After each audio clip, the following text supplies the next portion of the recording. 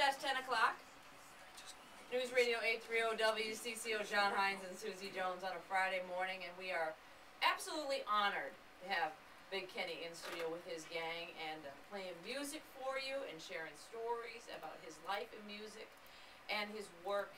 Now, we talked a little bit about some of your missions. John mentioned that. Maybe we can bring that up right now. But I know there are a lot of people suffering in the world. A lot of people suffering in the world, but a lot of people getting better in the world too. Although there may be suffering in the world, there's also the overcoming of it. And you know, I've just in finding this great success in my life, you know, after working for a long time, I was first a farm boy in Culpeper, Virginia, and then a construction guy for years until that economy busted in the late 80s, early 90s, and that's really what sent me to Nashville. A buddy was on a job site. I'm walking around singing one day, and he says, "Hey man, you sing pretty good. You know they pay people to write songs in Nashville." I looked at him about cross-eyed, and I set my framing hammer down and went, "You've got to be kidding. People don't get paid to write songs." So anyway, since then, that was about 20 years ago, I have found success here in music over the past 6 years, really.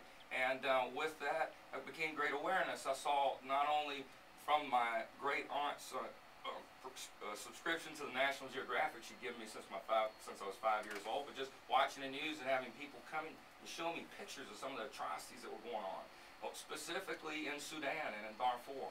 And I'm proud to say, I'll move that story quickly forward. In 2007, I took a plane in there with about 10 people on it, primarily nuns, doctors, a solar specialist, to try to make sure we could capture whatever we were seeing, to show people, to make people aware of what was going on.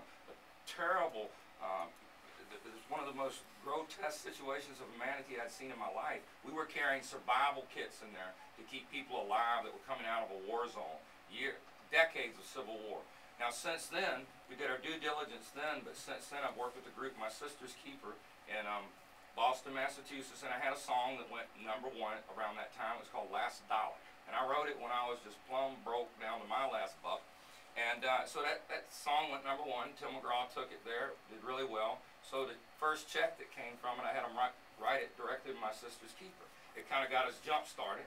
And right now, this year, I took 3 planes in there, 18 teachers and doctors and assessors.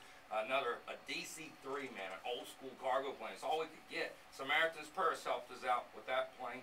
We got a cargo for an entire school, and then another plane full of pharmaceuticals for a clinic.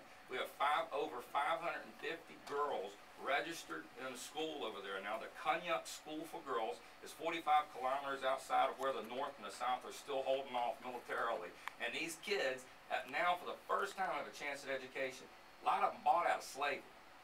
The first chance, these girls. That's the first step. Chance at education, yeah. And I know that you are connected to schools in Afghanistan. Yep. I mean, how big of a deal is it for artists today who have had that success to pay back? I think it's huge. I think it's a huge thing, and you know, I mean, what can you do with it anyway? A treasure chest of gold on earth ain't gonna buy you a peanut butter and jelly sandwich in heaven.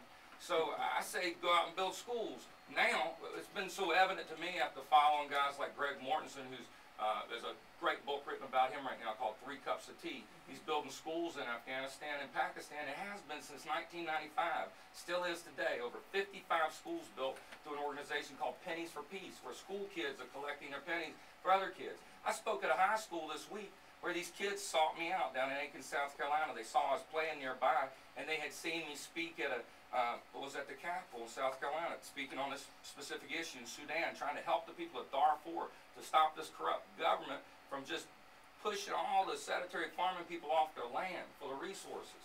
So these kids sought me out. I go into this high school, and there's 300 kids in this room with fire in their eyes, all wearing the same shirt, and they want to hear what they can do to make things better. And I say to them, I said, you know what, man, well, none of us can go fight wars right now, although we do get to vote on what we do. But I promise you, every kid that we go build a school for right now will be our friend, no matter where they are around the world, and our sons and daughters will never have to shoot bullets at them or be shot at. So it just seems like a real cool concept to start rolling with, and these are the kind of kids that can go out and make it happen. If more artists would get on the bandwagon, I mean, we could change the world in a real positive way, even more so than our than our new CD package. We got to talk about Which, this. I know you. There's so many things we could wrap up here, and we could keep you here till you know we ran off the clock. But I'm back. I Big love Kenny, radio. Big Kenny on his way, by the way, to Shooting Star up in Monoman. But the new CD is Quiet Times of a Rock and Roll Farm Boy, and Susie was just checking out this packaging. Right, it's pretty cool. To describe it for our radio listening audience. Well, the CD You package. can plant it. Yeah, the CD package is the first all-green CD package. So let's imagine all these jewel cases, these plastic cases that have been put out in CDs over the decades. There are mountains and mountains of plastic that's going into landfills. People are just throwing them away now. And then you go and you fly over anywhere in Appalachia, and you see that we have been just decimating our mountains by the hundreds of thousands of acres. We've been filling in our creeks and streams, all in the essence of what's a cheaper way to remove coal, mountaintop removal. We have decimated one of the greatest natural landscapes that our country has in the Appalachia, and at the same time ruined our groundwater. And as we were talking earlier, the New York Times posted last month over 40% of America's groundwater is contaminated. So that means people are drinking water right now not knowing that they're drinking lead, heavy metals, mercury, all this kind of stuff. They tested, I was with a bunch of scientists and Bobby Kennedy last week. They said they tested 500 waterways across America and had found mercury contamination in the fish in all of them.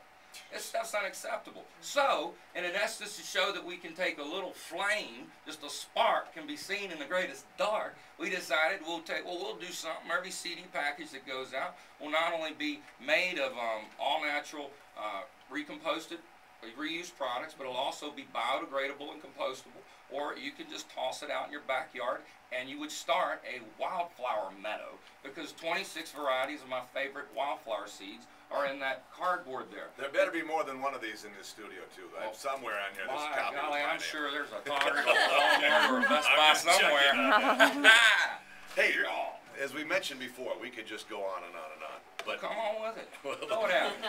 I got a lot to talk about. I know you do. And you know what? And there is, I'm sure people can go to Love Everybody LLC. LoveEverybody.com, BigKenny.tv. Actually, we're working on putting together our own programming of BigKenny.tv, of just watching the life and times of the stuff we deal with. People can go see my trips to Africa. They can see my trips across the Wild West. They can see my trips through Appalachia. They can see the things that I care about. Yeah. Oh, did I tell you I've given 2 scholarships to put doctors in Appalachia to let these people know? Anybody can do stuff like that. I use Hope Through Healing Hands, which is Dr. Frist, or people may know him as Senator Frist, his organization. We gave away 12 scholarships last year to help people who would be going around the world, actually, to places where health can be a currency for peace, education can be a currency for peace. So we're focused on health and education with kids, man.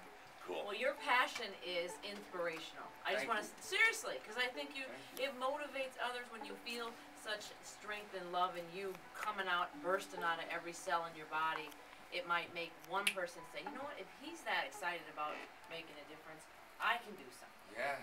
Now I gotta insist that you do this. One of the best songs that you've ever been a part of. Yeah. It's because it's important to you. I know it's not on the new CD. It's on an earlier bit of music. Yeah. Is Holy Water. Yeah. Well, it's on the Big and Rich Greatest Hits right now. But tell people why the song's important. Well, this song was written specifically because of just situations of abuse that I'd seen around me here in the United States. Just the amount of friends that I had, specifically girls who had been through some sort of really abusive relationship, where it had left them in a scarred way, where it takes some compassion and healing to make them understand to have their own joy back, and to understand nobody else can own that. And then when I went over to Africa the first time, and having seen some of the pictures I saw coming out of those war zones by friends of mine who were on the ground trying to monitor what were then the peace accords, man, I saw pictures of young girls that had been shackled together and the most brutally